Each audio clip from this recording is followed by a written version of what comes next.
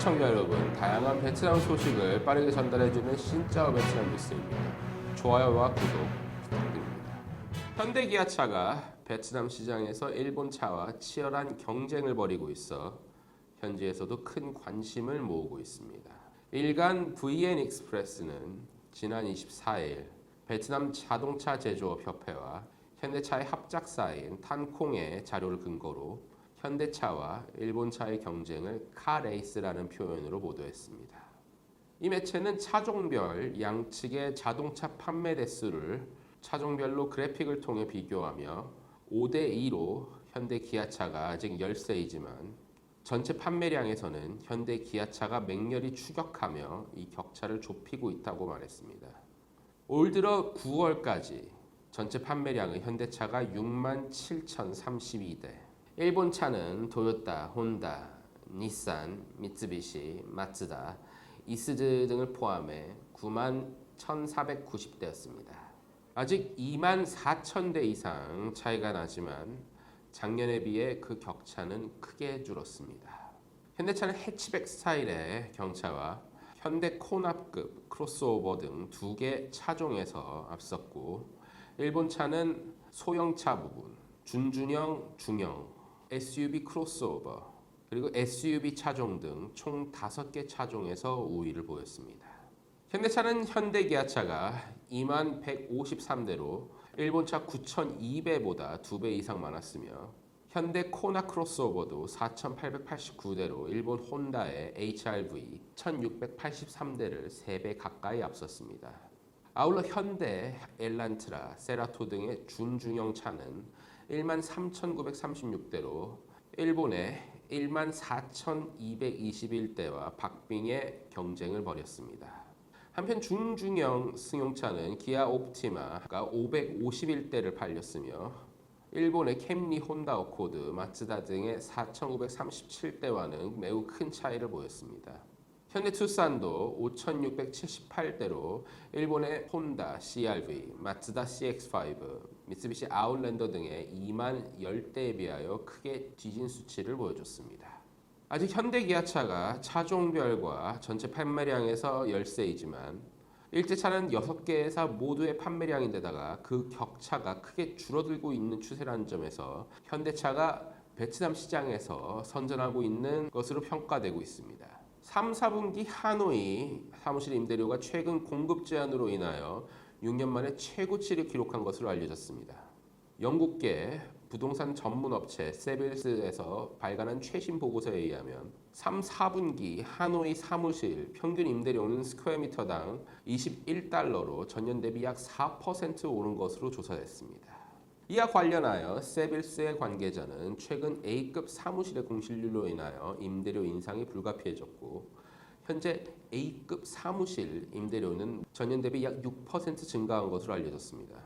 올 상반기 A급 사무실의 임대료의 68%는 외자 기업이 차지했다고 알려졌으며, 하지만 A급 사무실 공급은 3개 프로젝트가 추가됨으로써 2021년까지 30% 더 늘어날 것이라고 전망했습니다. 한편 부동산 시장의 주식 가격 총액은 6개 신규 사업에서 A급과 B급을 중심으로 59,000 스퀘어미터의 사무실 공간이 추가됨으로써 전년 동기 대비 약 10%가량 증가했습니다. 한편 하노이시 서부 지역은 5년 만에 A급 건물인 리드 비서스 타워가 들어섰으며 입주율은 약 91%를 기록했습니다.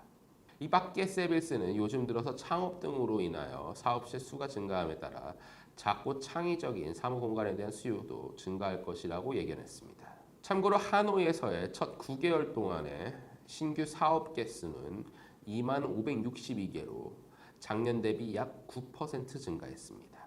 호찌민시 지하철 1호선 및 2호선 2개 노선이 정부의 심사 결과 투자 한도 조정이 가능하게 됐습니다. 지난 24일 호찌민시 도시철도관리위원회 대표는 인민위원회가 1호선, 2호선 구간에 대한 자본평가 서한을 기획투자로부터 전달받았다고 밝혔습니다. 이에 따라 시인민위원회는 두 지하철 사업에 대한 평가 및 승인 요청 문서를 작성한 후 연말까지 인민회의에 제출해 투자 한도를 조정하는 최종 과정을 거칠 예정입니다. 이번 서한은 자본 평가 결과 지하철 2호선의 총 투자 한도 조정을 위한 보고서에서 기획투자부는 해당 사업이 사업 완료 시까지 필요한 외국 자본을 충분히 마련하고 프로젝트 이행을 할 수 있는 근거가 있다고 결론을 내렸습니다. 이미 1호선은 다음 단계로 나아가는데 필요한 조건을 갖춘 상태입니다. 한편 기획투자부는 이번 결정을 통해 호찌민시 인민위원회가 두 사업 모두 정해진 일정에 따라 사업을 진행하기 위해 충분한 자금을 확보할 것을 당부했습니다. 시인민위원회에 따르면 지하철 1호선은 공정률이 현재 67%로 2021년 첫 시험 운행을 목표로 가용한 자원을 모두 투입하고 있다고 말했으며 지하철 2호선은 변경된 일정에 따라 시행사를 찾기 위한 입찰을 진행 중인 것으로 알려졌습니다. 올 들어 10월까지 한국은 베트남의 전체 투자금의 21.5%인 27억 5,290만 달러를 투자하여 최대 외국인 직접 투자국가 지위를 유지하였다고 통계총국이 발표했습니다. 최근 통계총국이 발표한 연초부터 10월 20일까지의 FDI 자료에 따르면 베트남은 3,094개의 신규 FDI 프로젝트에 등록 자본금 128억 3,380만 달러의 투자를 유치한 것으로 알려졌습니다. 이는 작년 동기 대비 프로젝트 수가 약 25.9% 증가한 것이며 등록 자본금은 오히려 14.6% 감소한 것으로 나타났습니다. 이 외에 1,145개의 기존 프로젝트에 작년 동기 대비 16.4%의 자본금이 감소한 54억만 달러의 자본금이 추가된 것으로 알려졌습니다. 이에 따라 10월 20일 현재 등록된 전체 FDI 자본금은 작년 동기 대비 15.2%를 기록한 183억 240만 달러를 기록했습니다. 그러나 FDI 실행 자본금은 7.4% 증가한 162억 달러를 기록한 것으로 추정됩니다. 신규 등록된 FDI 프로젝트 74개 투자국 중 한국은 전체 자본금의 21.5%인 27억 5,290만 달러를 투자한 최대 투자국으로 등극하였으며 다음으로 중국, 싱가포르, 홍콩, 일본 순으로 알려졌습니다.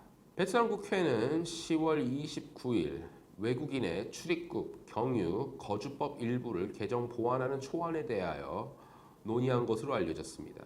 이번 국회 회의에 참가한 람 공안 장관은 이 자리에서 초안 책정의 배경과 목적 등을 보고하고 이 중 전자비자 발급이나 외국인의 비자 갱신 절차 간소화 등의 필요성을 주장했습니다. 동법 개정안에서는 전자비자 발급에 대한 조항을 정식으로 취급하며 발급 대상 국가에 대해서는 정부가 결정하는 것으로 알려졌습니다. 아울러 법 초안에는 무비자 기간이 기존 15일에서 30일로 확대되며 본 조치를 통하여 베트남에 입국한 외국인이 베트남에 재입국할 경우 출국 후 재입국일까지의 기간은 약 30일 무비자 입국을 금지한 조항도 폐지됩니다. 이 밖에 외국인의 워크퍼밋과 거주 등록증 발급이 간소화될 예정입니다. 이번 조치는 저번 뉴스에서 보도한 사항이 구상에 그쳤다면 이번 국회에서 열린 공안부의 설명에는 담당 부처가 국회 토의에 참여하여 구체적인 상황을 설명하였다는 점에서 올해 말 또는 내년 초 구상하고 있는 본 법안의 통과가 이루어질 수 있을 것으로 전망됩니다. 한편 일부 의원들은 입국 조건을 완화하여 외국인의 국방, 안보, 치안을 어지럽힐 수 있는 문제 악화로 이어질 것이라는 우려를 하였지만 국회에서는 공안부가 제시한 방안에 대체로 의견 일치를 보인 것으로 알려졌습니다. 좋은 소식은 아닙니다. 호찌민에서 성매매를 하던 한국인 남성 9명이 경찰의 대대적인 단속에 적발되어 국제적인 망신을 당했습니다. 30일 호찌민 주재 총영사관에 의하면 지난 27일 오전 1시경 호찌민 시내에서 한국인이 운영하는 유흥주점 두 곳에 현지 경찰 10명이 들이닥쳤다고 합니다. 경찰은 접대부와 손님 명단을 확보해 이들이 간 호텔을 봉쇄한 뒤 한국인 남성 관광객 9명을 성매매 혐의로 체포했습니다. 피의자들은 같은 날 오후 조사를 받은 뒤 석방됐으며 31일까지 모두 귀국한 것으로 알려졌습니다. 아울러 경찰은 유흥주점을 관리하던 한국인 여성 2명도 체포해 조사 중인 것으로 알려졌습니다. 참고로 베트남 형법상 성매매를 하다가 적발되면 50만 동에서 100만 동 정도의 벌금을 물게 되며 성매매를 중개 및 알선한 경우 징역 5년에서 10년형을 선고받습니다. 오늘까지의 소식은 여기까지입니다. 기분이 좋으셨다면 좋아요를 꼭 눌러주시고 그리고 구독도 잊지 말아주십시오. 대단히 감사합니다.